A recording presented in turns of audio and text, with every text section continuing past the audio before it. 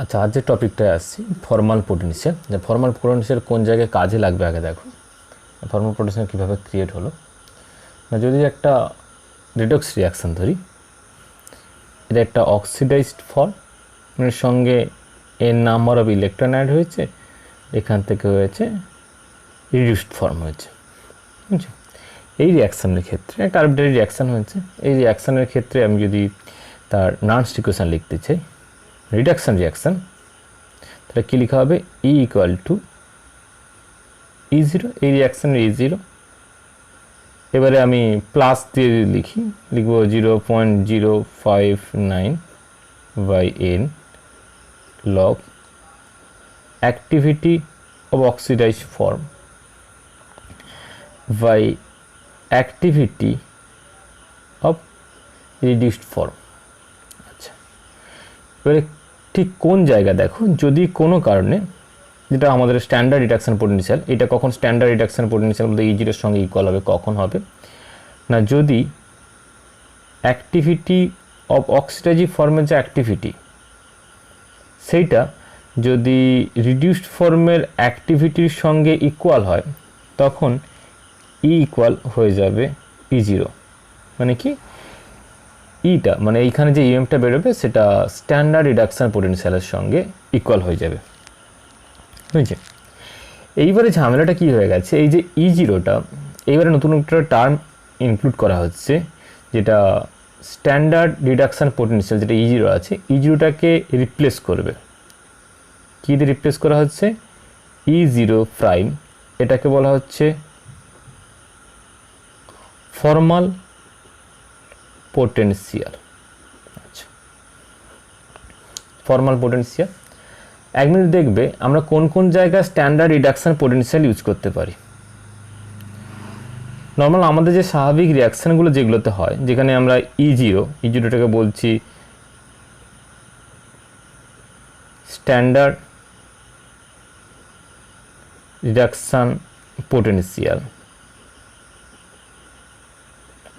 এটা কোন কোন জায়গায় ইউজ করছি না, ফার্স্ট অফ অল এটা থাকতে হচ্ছে যে আমার অক্সিডাইজ আর যে রিডিউসড ফর্মগুলো থাকছে, সেগুলো যেন তাদের স্বাভাবিক যে নর্মাল যে কন্ডিশানে থাকে সেরকম করে থাকে। মানে ধরো কোনো কারণে যেন কমপ্লেক্সেস ফর্ম না করে, ধরো কোনো কারণে একটা সিউ চলে এলো, Cu2+, কোনো একটা জায়গায় যদি ইএনের সঙ্গে কমপ্লেক্স করে না, ইএনের সঙ্গে হোল 3 কমপ্লেক্স করে ফেললো, বা অ্যামোনিয়ার সঙ্গে অ্যামোনিয়া হোল 6 কমপ্লেক্স করে ফেললো, দেন কিন্তু সেইখানে আমি E0 বা স্ট্যান্ডার্ড রিডাকশান পোটেনশিয়াল ইউজ করতে পারবো না। তাহলে স্ট্যান্ডার্ড রিডাকশান পোটেনশিয়াল কখন ইউজ করবো? যদি কপার 2+ কন্ডিশানে থাকে। হ্যাঁ জি, মেটালিক যে আয়নগুলো যে তার স্বাভাবিক যে কন্ডিশান, সেই কন্ডিশানে যদি থাকে, তখন গিয়ে যে টার্মটা ইউজ করবো সেটা হচ্ছে স্ট্যান্ডার্ড পোটেনশিয়াল। আচ্ছা, তাহলে কমপ্লেক্স ফর্মেশন যদি হয়, কমপ্লেক্স ফর্মেশন হলে ইউজ করা হবে হচ্ছে ফর্মাল পোটেনশিয়াল। নেক্সট হয়ে যাচ্ছে ডাইলুশনের কথা বলি। আমাদের স্ট্যান্ডার্ড রিডাকশান পোটেনশিয়াল এই যেটা ইউজ করা হয়, এটা করা হয় ইনফাইনাইট ডাইলুশনে। ইনফাইনাইট ডাইলুশন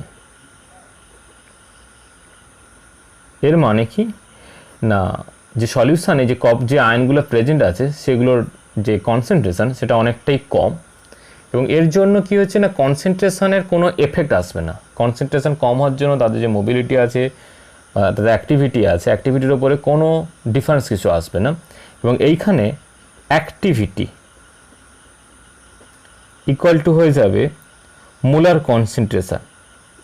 আচ্ছা, মোলার কনসেন্ট্রেশন নর্মালি যেটা আমরা বসাই, বুঝছে? কখন না অ্যাক্টিভিটি, যেটাকে আমরা থার্ড ব্র্যাকেটের মধ্যে প্রেজেন্ট করি, এটাকে কি করি না, মোলার কনসেন্ট্রেশনের সঙ্গে ইকুয়াল করে দিই। কখন না, যখন ইনফাইনাইট ডাইলুশন আছে, তখন তাহলে এই কন্ডিশনগুলোতে আমার ইউজ হবে স্ট্যান্ডার্ড রিডাকশান পোটেনশিয়াল। কিন্তু বাস্তবে দেখা যায় যে কনসেন্ট্রেশন মানে অনেকটা বেশি কনসেন্ট্রেটেড সলিউশন থাকে, তাহলে সেখানে যদি বেশি কনসেন্ট্রেশন যদি বেশি থাকে, মানে কনসেন্ট্রেটেড বলো,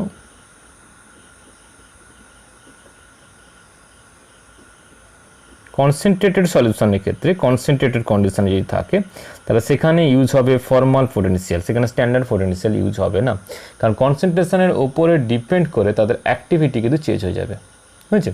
এবং অনেকগুলো ক্ষেত্রে বেশি যেখানে কনসেন্ট্রেশন বেশি থাকছে সেখানে অ্যাক্টিভিটি আর মোলার কনসেন্ট্রেশন ইকুয়াল হবে না, বুঝেছে, অ্যাক্টিভিটি কমে যায়।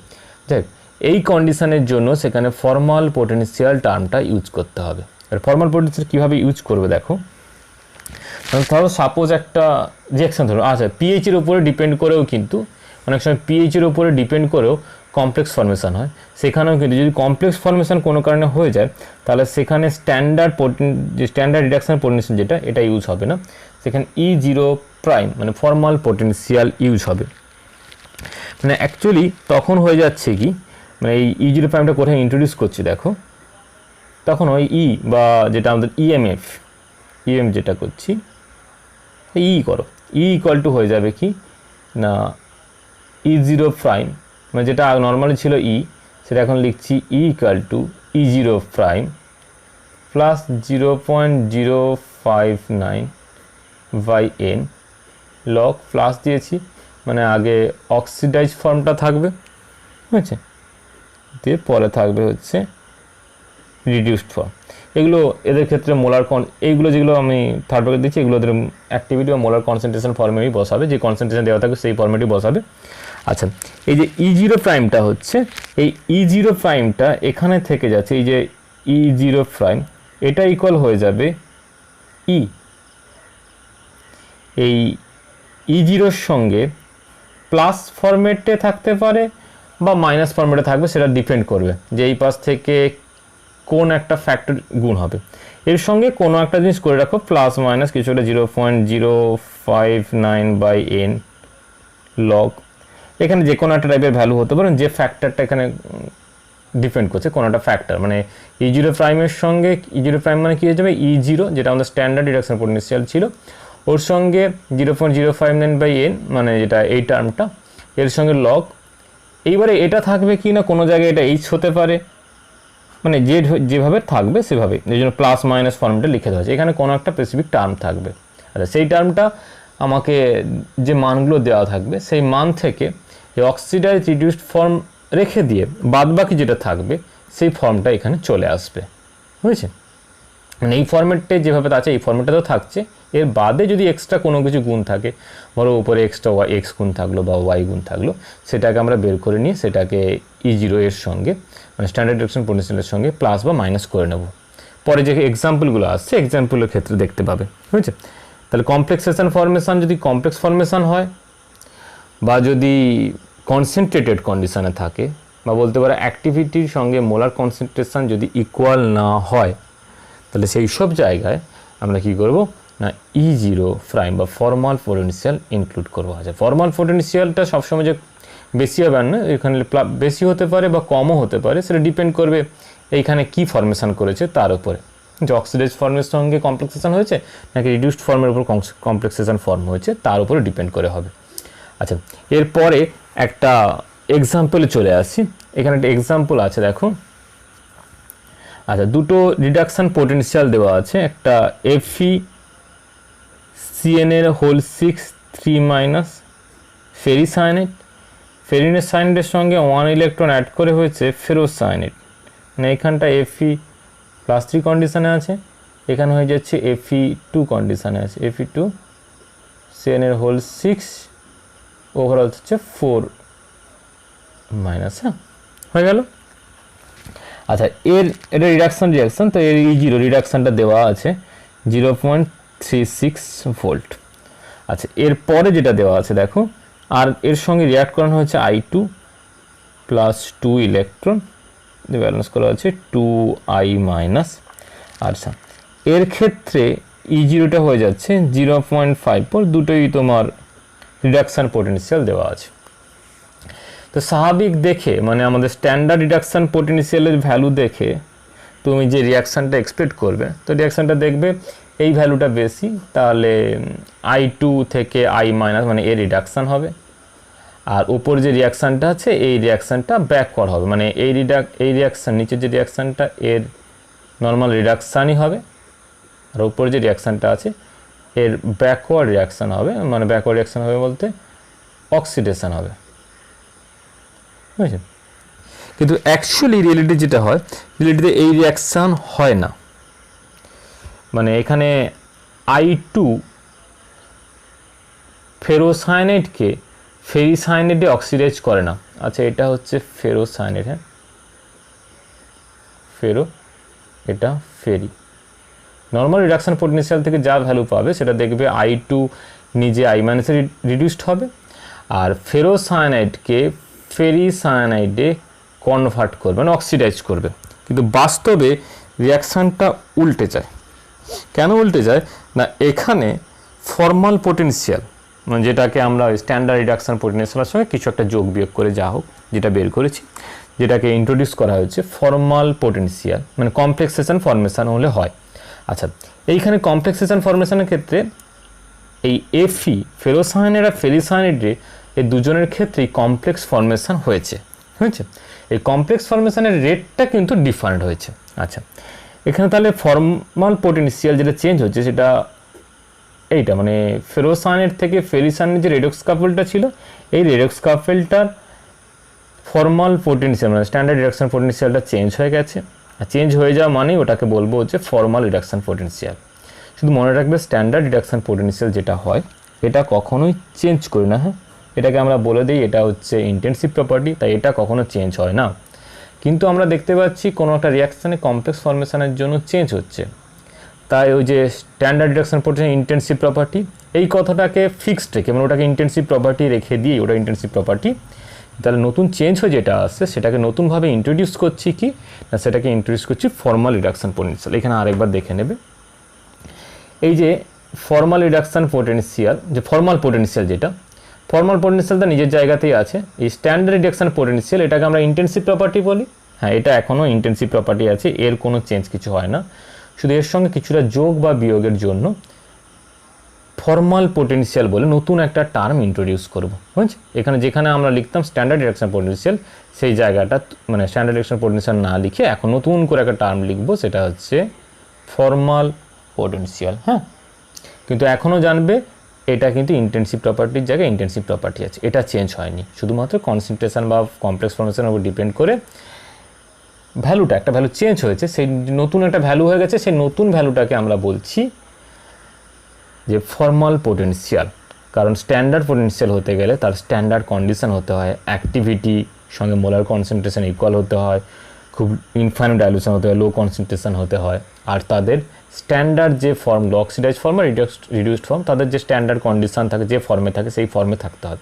কোনো কমপ্লেক্স ফর্মেশন হলে তখন স্ট্যান্ডার্ড রিডাকশনের পোটেনশিয়াল কথাটা ইউজ করা হবে না, তখন এইটাকে ইউজ করা হবে ফর্মাল পোটেনশিয়াল। আচ্ছা, এইখানে যেটা চলে আসছি দেখো, এই যে ফেরোসায়ানাইড ফেরিসায়ানাইড, এই যে রিডাকশন কাপলটা, এই রিডাকশন কাপলের ফর্মাল পোটেনশিয়াল ক্যালকুলেট করব। তার জন্য যেটা করছি সেটা হচ্ছে আগে এর নার্স ইকুয়েশনটা লিখছি, ই মানে এটা অ্যাকচুয়ালি এখানে লেখা হচ্ছে FeCN এর হোল 6 3 মাইনাস, এটা স্ল্যাশ দিয়ে লিখবে FeCN এর হোল 6 4 মাইনাস। আচ্ছা, এই যে রিডাকশন কাপলটা এর E0, আচ্ছা এখানে লেখা যেতে পারছে, জায়গা আছে লিখে দিই। আচ্ছা, এখানে লিখবো ওই একই কথাটা লিখবো যে FeCN এর হোল 6 3 মাইনাস ফেরিসায়ানাইড থেকে ফেরোসায়ানাইড FeCN এর হোল 6 ওভারঅল 4 মাইনাস। আচ্ছা, এর সঙ্গে প্লাস দেব 0.059, বা এখানে কি হয়েছে দেখো, এখানে 1 ইলেকট্রন হয়েছে, দেন 1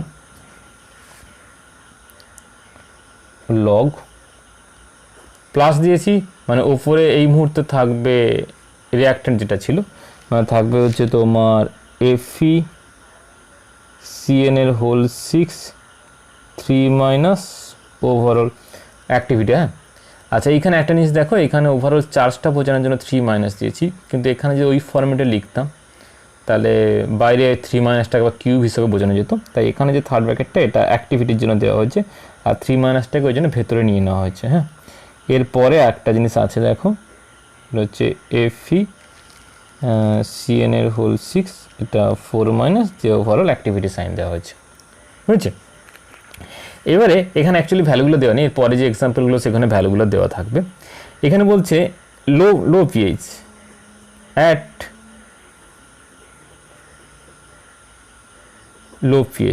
low pH মানে বুঝতে পারবে H প্লাসের কনসেন্ট্রেশন বেশি আছে।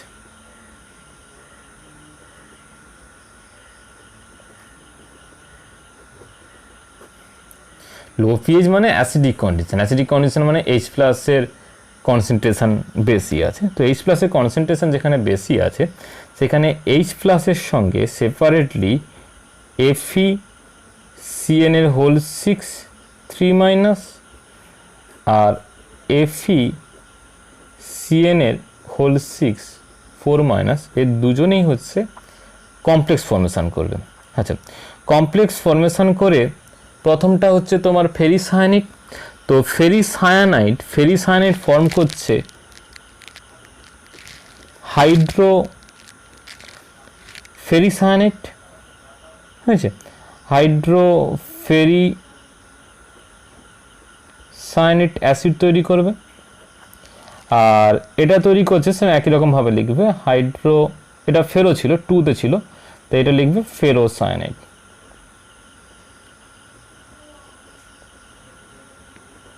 কিন্তু এদের রেট অফ ফর্মেশনটা মানে H প্লাসের সঙ্গে ফেরোসায়ানাইড আর ফেরিসায়ানাইডের যে কমপ্লেক্স ফর্মেশন, দুটো ফর্মেশন কিন্তু ডিফারেন্ট।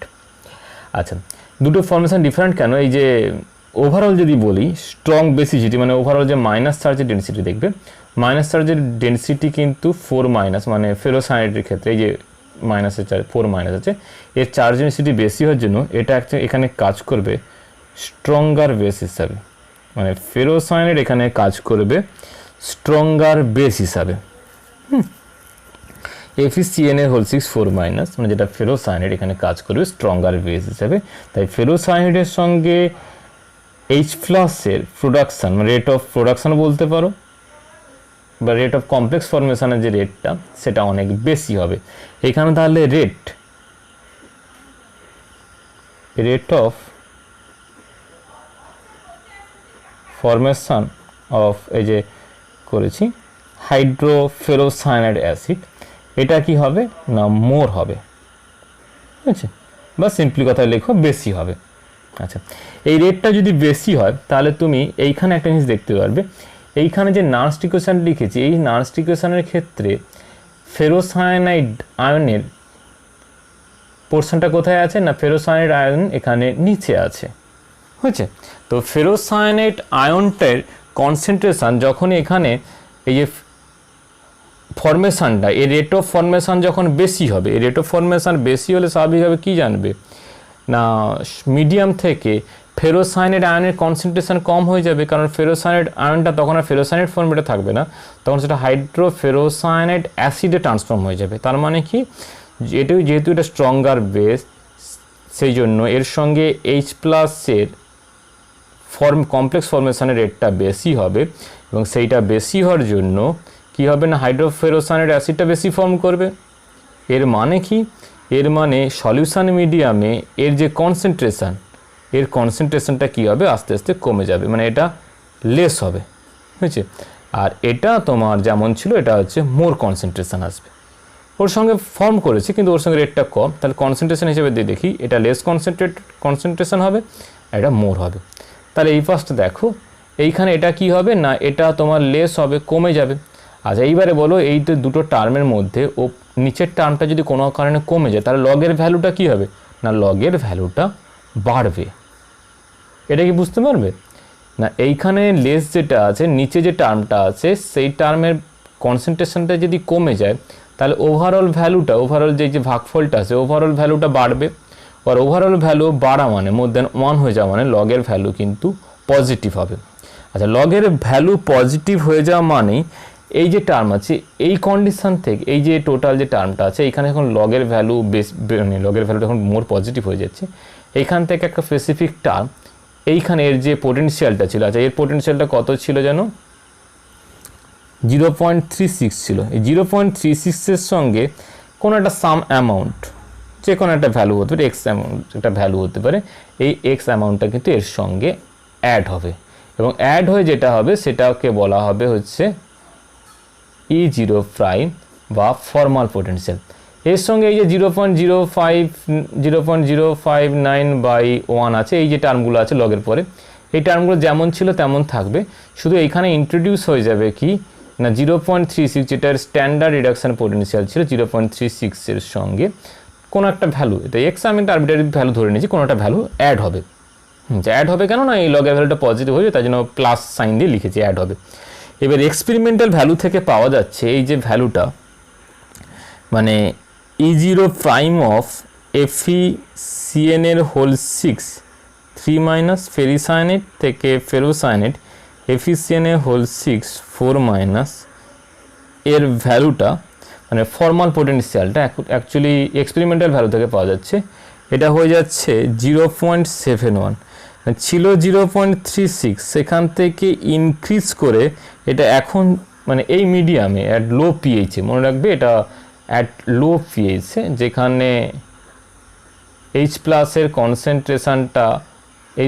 কনসেন্ট্রেশনটা বেশি আছে, মোর কনসেন্ট্রেশন আছে H প্লাস, সেইখানে এই ভ্যালুটা ইনক্রিজ করে মানে কমপ্লেক্স ফর্মেশনের উপর ডিপেন্ড করে এই ভ্যালুটা বেড়ে গিয়ে কি হয়ে যাচ্ছে 0.71 ভোল্ট আসছে।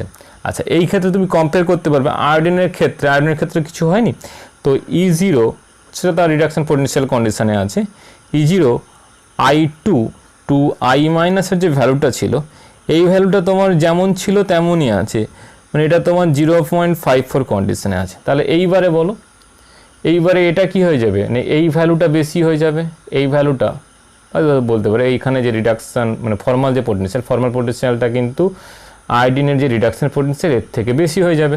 তাহলে এইটা যেহেতু বেশি হয়ে যাবে, তাহলে এর ক্ষেত্রে কি হবে না, এটার ক্ষেত্রে রিডাকশান হবে আর আয়োডিনের ক্ষেত্রে অক্সিডেশন হবে। মানে এই মুহূর্তে অ্যাকচুয়াল যে রিয়াকশানটা হবে সেটা হচ্ছে I মাইনাস থেকে I2 হবে। আচ্ছা, ব্যালেন্স করে দিই, এইখান থেকে I মাইনাস থেকে I2 প্লাস 2, মানে এটার অক্সিডেশন হবে, হয়েছে। আর এই যে ফরমেশনটা আছে, মানে যেটা হচ্ছে এর কি বললাম যেন এর ফর্মাল পোটেনশিয়াল, আচ্ছা এই যে ফেরোসায়নেট থেকে ফেরিসায়নেট মানে অ্যাট লো পিএইচ, আবার লিখছি অ্যাট লো পিএইচ, এইখানে কি হয়ে গেল, এইখান থেকে I মাইনাস থেকে I2 অক্সিডেশন হলো, আর রিডাকশান হবে কার না FeCN এর হোল 6 3 মাইনাস এর সঙ্গে 1 ইলেকট্রন অ্যাড হয়ে এখান থেকে ফেরোসায়নাইট হয়ে যাবে। হ্যাঁ, যেটা কিন্তু স্ট্যান্ডার্ড রিডাকশন পোটেনশিয়ালের অ্যাকচুয়ালি রিভার্স হচ্ছে, স্ট্যান্ডার্ড রিডাকশন পোটেনশিয়ালে এর উল্টো রিয়াকশানকে প্রেডিক্ট করা হচ্ছিল, তাই সেই জন্য এই স্পেসিফিক জায়গা মানে স্পেসিফিক এখানে কমপ্লেক্স ফরমেশন হলো, তাই জন্য এখানে নতুন একটা টার্ম ইন্ট্রোডিউস করা হলো, সেটাকে বলা হচ্ছে ফর্মাল পোটেনশিয়াল। বুঝেছে, এইখানে যে ভ্যালুটা এসছে এটা একটা এক্সপেরিমেন্টাল ভ্যালু থেকে দিয়েছে, কিন্তু এরপরে যেগুলো করবো সেখানে এক্সাক্ট ভ্যালুটা আমরা ক্যালকুলেট করতে পারবো। হচ্ছে ইকুইলিব্রিয়াম কনস্ট্যান্ট বা কোনো ওই KSP ভ্যালুর উপর ডিপেন্ড করে, যেখানে যেভাবে থাকবে তার উপর ডিপেন্ড করে ক্যালকুলেট হবে।